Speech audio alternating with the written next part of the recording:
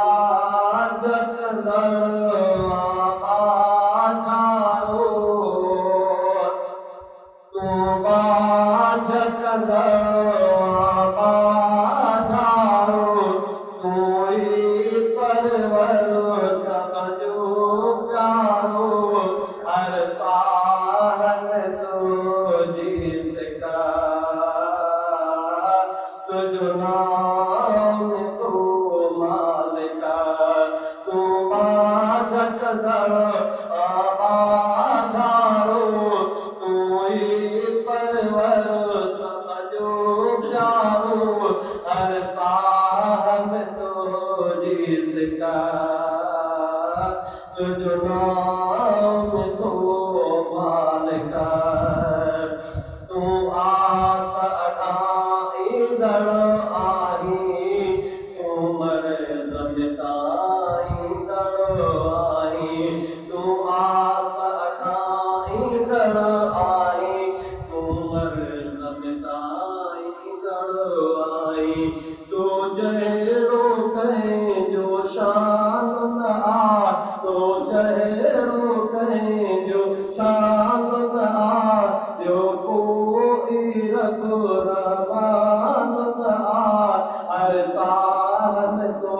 जिसका तुझ नाम तो मालिका तू बाजत दर रब बाजारो तू ही परवर समझो प्यारो हर साहन तो जिसका तुझ नाम तो मालिका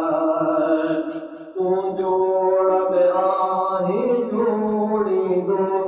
रकर्ज कुछ आई तू दी दो तू जोड़ आई जोड़ी दो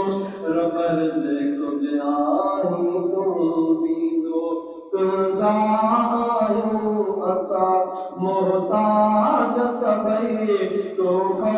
पकड़ो बाज सभई हर साहब तो जिसका तुझ नाम तो मालिका तू बाजत दर रब बाजारो तू ही परवर समझो प्यारो हर साहब तो जिसका तुझ नाम तो मालिका इंसान का तो के सार लेता तो के तकलीफ पुकार लेता जग जना में ही कर दिन जुदा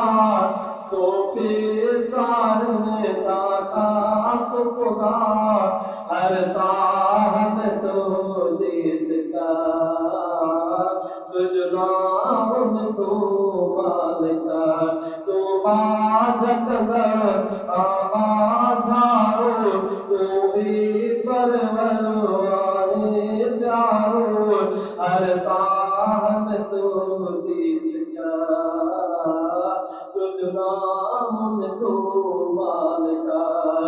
जिसके रुतबे रुतबो आए मारी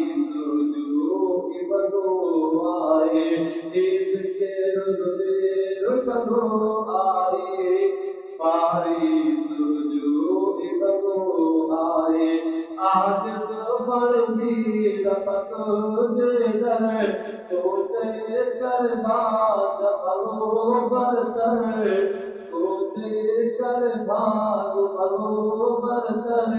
हर साहन तो जिसका तुझ नाम तो मालिका तू बाजत बाजारो तू बाजत बाजारो तू ही परवर समझो प्यारो हर साहन तो जिसका तुझ नाम तो